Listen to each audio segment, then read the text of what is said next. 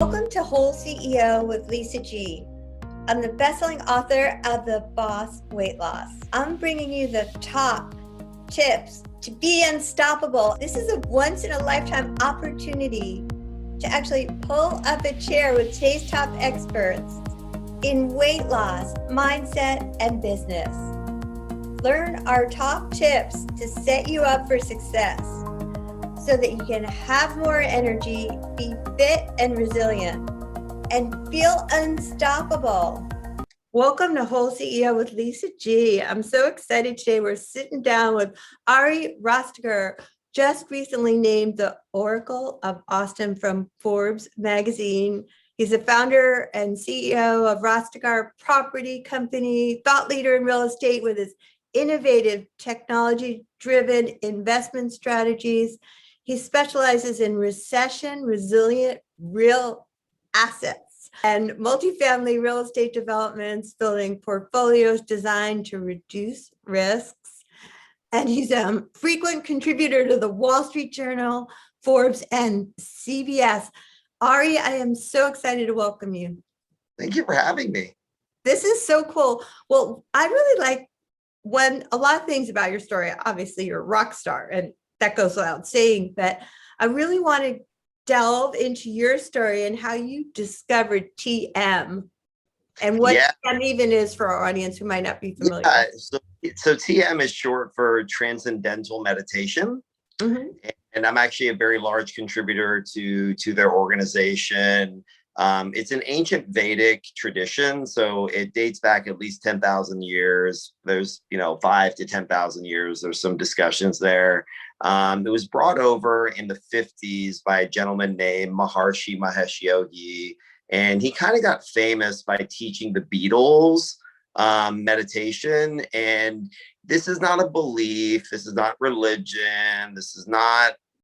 It is a technique and really a technology more than anything. And what I love about it is I've been a practitioner for years, doing the technique morning and night, twice a day, a minimum of 20 minutes in the morning, 20 minutes in the afternoon. I've done a series of advanced techniques, but that's another discussion. But effectively, what I love about it is I'm such a data freak. I was an English major in undergrad, and I started when I was in law school. It's another discussion. But working, running the business, building a business, and having to be absolutely relentless, to use your word, and go through those things. A doctor recommended prescribing me some sort of anti-anxiety, medication and stuff like that. And being the book nerd that I am, being an English major in undergrad, and I heard Ray Dalio, who is obviously, those who know Ray is just extraordinary. I don't know him very well personally. I've met him a couple of times. But they asked him, what is the number one key to your success? And I was expecting whatever you would expect, my MBA, running numbers, whatever you would think, right? And he said, the practice of transcendental meditation. I love it. So Ray Dalio, I'm familiar with him. I don't run with him necessarily or haven't met him, but he's the guy.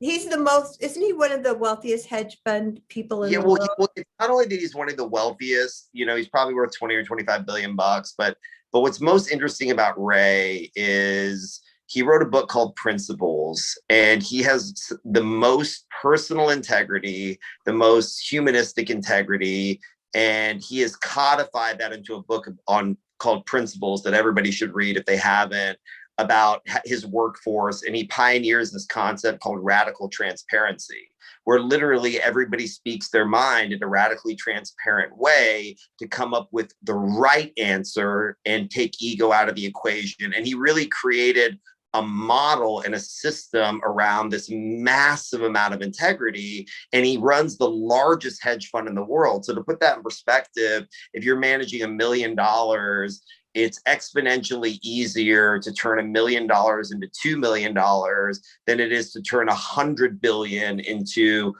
200 billion, just because deals are limited and money is not. Does that make sense? There's there's more money than there is deals. So he runs the largest hedge fund in the world with 156 billion. They've never had a losing year in over 30 years. And he operates with the highest level of integrity, kindest man in the world. And he's been a hero of mine my entire life. So that really threw me off.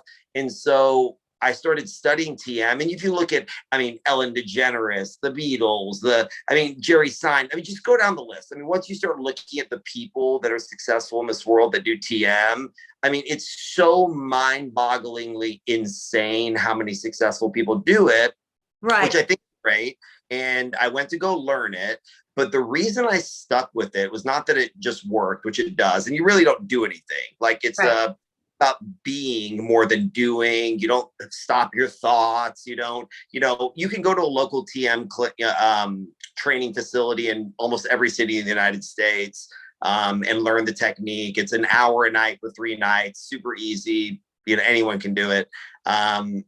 But what I love about it, it's been studied scientifically at over 180 universities across the world. And what they've done, brain scans, hormone level testings, and all these other things. And what it does to your brain by lowering your cortisol levels, lowering your stress levels physiologically. So forget about the woo-woo of, look, mindfulness. There's a lot of great things about mindfulness you've heard about, or other meditation, guided meditations, those things. And I think there's great benefit to those things. I don't really practice them, but I think people have tremendous benefit.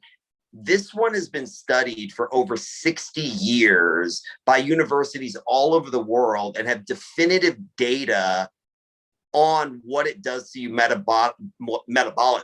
And that it literally lowers your stress, literally makes you feel better, literally secretes serotonin and dopamine, and decreases the cortisol levels in your body. And so being kind of a data science freak, as I am as an investment manager, or as a real estate manager, investment manager, risk manager, whatever you want to call it. That was the final crux. So I was like, okay, it works. And I have mountains of data that have been tested and double-blind tested to show that it actually works. I love that. And none of the other practices can speak to that. There's some studies that have been done, but not nearly, not even a tip of the iceberg of the studies that have been done on TM. And it has been an absolute life changer for me. And I got to meet Ray at a conference, I guess about 5 or 6 years ago. And I went up on stage kind of shamelessly, really just to thank him. I just said, look, you're a hero of mine. I don't want to take your time, but I heard about TM, of what you said, and I went and learned. And he looks at me and goes, "It's good, right?" I love that. It was just like this funny moment where I was like, "Yeah, it is." And that was it. It was just like walked away. Like, nothing to talk about. Enough said. I love that. Personally, I love the way you got away from having to take medication by meditation. And I know TM is specific, but meditation itself has helped gotten me through the last year of insanity with the coronavirus. So I feel like I'm a big believer in meditation, and now I'm going to try TM just based on your recommendation. I could not recommend it more for anybody. For everybody. Not just, but for entrepreneurs in general. I read this funny definition of an entrepreneur, that an entrepreneur is someone that jumps off the side of a cliff and builds a plane on the way down. That's me.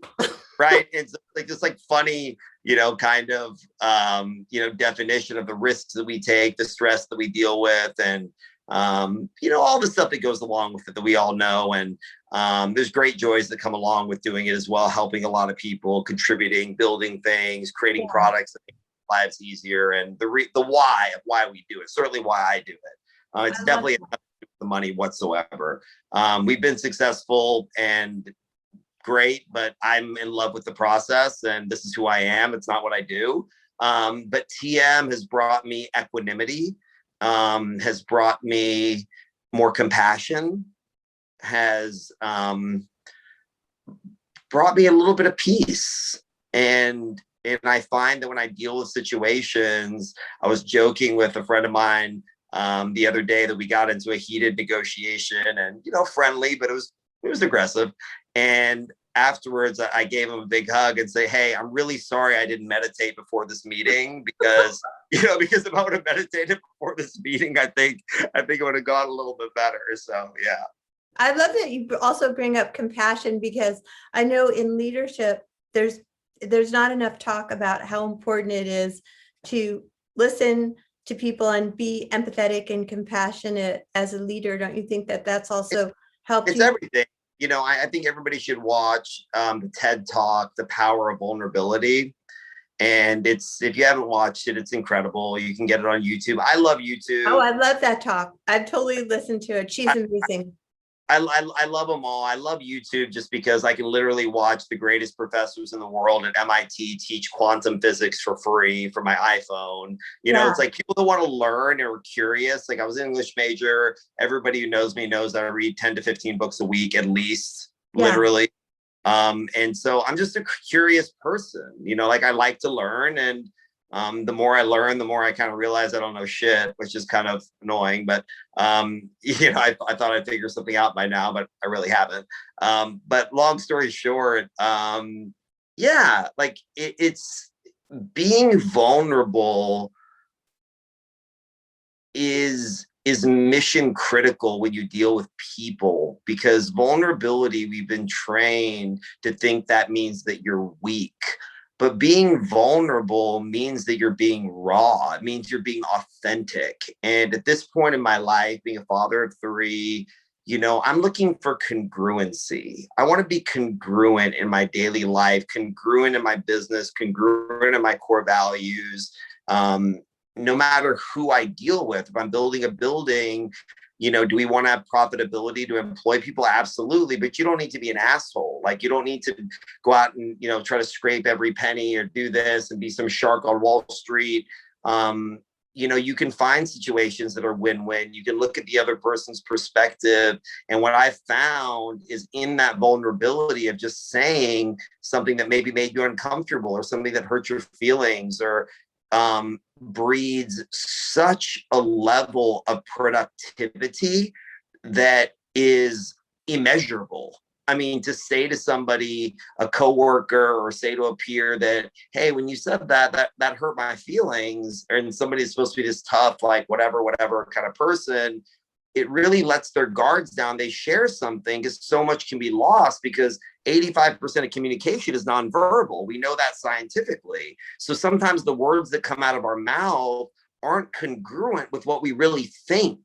So when we're vulnerable and we have that opportunity to just take a time out for 1 second, it breeds unbelievable productivity, but more importantly, it fosters fulfillment. And we know that happy workers, happy people do happy work.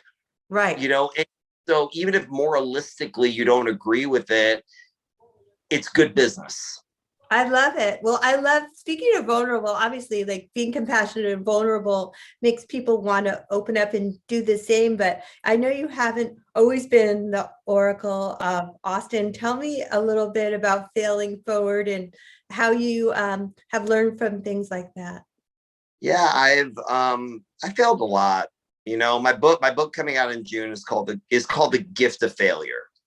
And you're not going to hear anything in there about the so-called success I've had in my life. And this is Ari, right? I'm wearing my sweats and I'm, catch me in Lululemon and a Rastegar hat and kind of, whatever, because it's comfy. And I'm a worker, right? And not having a traditional business background, having, being the child of immigrants. Thank God I was born in the greatest country in the world. And I'm not going to give you some sob story, but I worked really hard. I flipped burgers through high school. I delivered pizzas through college. I started with a $3,000 loan when I was in law school, and now we have hundreds of billions in assets. And I own the whole company. I never sold any equity out to VC firms or anything of the sort. And we'll break $1 billion in the next 12 months. And we did it with that level of vulnerability and that level of compassion.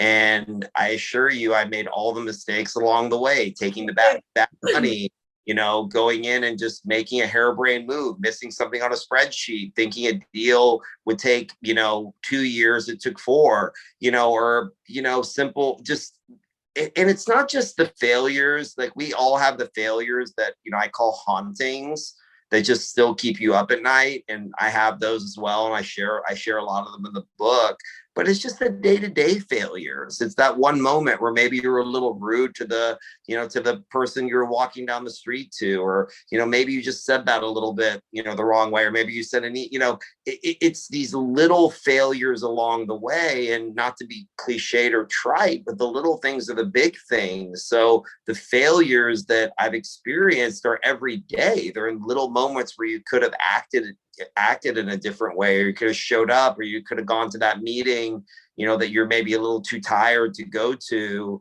But within all those failures, if you have introspection, which takes vulnerability, and you look back into that, not with guilt, not with self-deprecation, but with true honesty of looking for a solution. I spend 95% of my time finding a solution and 5% on the problem. I love that. Well, I feel like no failure is a failure if we learn from it and move forward. And it's all fail. We spend the vast majority of our lives failing. That's like, I'll give you an example. So we have 3 beautiful children, and our youngest, Isabella, is 1. Okay, so she was just learning to walk, right? Our oldest is 8, Victoria, our Kingston, is 5, our son. And so just a simple example of a toddler. So toddler is starting to walk. They try to stand up for 1 second. They fall down. What do you say? Oh, they'll never be able to walk again, and just get up again. And they try again, and you say, oh, good job. And they hold on to the little side of the thing. They fall over. We literally learn by failing. Absolutely. So it's not, so we bifurcated success and failure as 2 different ecosystems, but the essence of any type of success is the result of failure. It's a cause and effect relationship. I love that way you spin it. It's so amazing. Do you have any other advice that you want to leave our audience with on how to go from stuck to unstoppable if they're feeling a little stuck, or any advice at all about being unstoppable?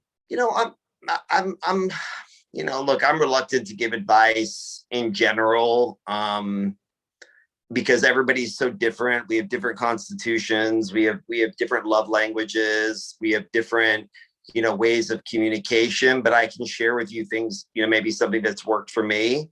And right now, especially right now with the mental trauma people have gone through, the suffering people have endured, y'all have either directly or indirectly been affected by COVID-19 in some way, shape, or form. Some of us much worse than others, and they have my heart, they have my prayers. But this is the greatest time to be an entrepreneur. There is more, and the reason why people ask me, they'll say, Ari, I want to be really rich. And I go, okay, great. I'm sure you can do that. That's awesome. What do I do?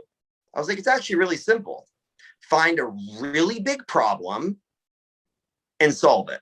And in that problem, solve somebody else's problem. And the bigger the problem and the more convenience, efficiency, and cost effectiveness that you can provide your end user, end consumer, the more money you'll make. That's great. Solve problem. As much money as you want, that's it. They just solve a big problem. Find a big problem and solve it. Look at the other side of the equation, like Jack Welch, the old CEO of GE, rest in peace. He was a great man. So Jack Welch, rest in peace, beautiful man, unbelievable CEO, unbelievable chairman. He had a mantra about product. And he said that when we create a product here at GE, we need to be objective and sit on the other side of the equation and be the consumer.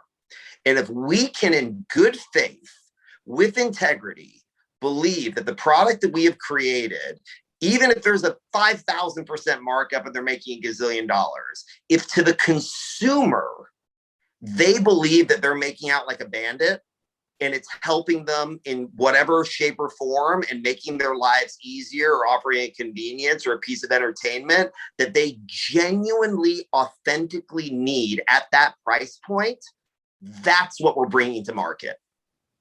I love the values that you talk about, and values are so important. And I really appreciate that you took the time to come to Whole CEO with Lisa G and impart your wisdom and truth bombs here. Where can people find you, Ari? Look, you can just Google Ari Rastegar, type in Rastegar. You can apparently I have an Instagram now, which I just learned recently, which is at Rastegar. My little brother actually told me that I have a verified Instagram account, and apparently that's a big deal. Of course. I'm a young old man, just so you know. I don't even own a computer. I do everything off my phone, or printed. So I'm kind of old school in that regard. But you can just Google my name. You can go to our site, rastegarproperty.com, or find me on Instagram. I'm pretty easy to. It's been pretty public what we've done. And if there's anything that I can ever do to help you or anyone you love, I'd be happy to help. Thanks, Ari. You're the bomb.com.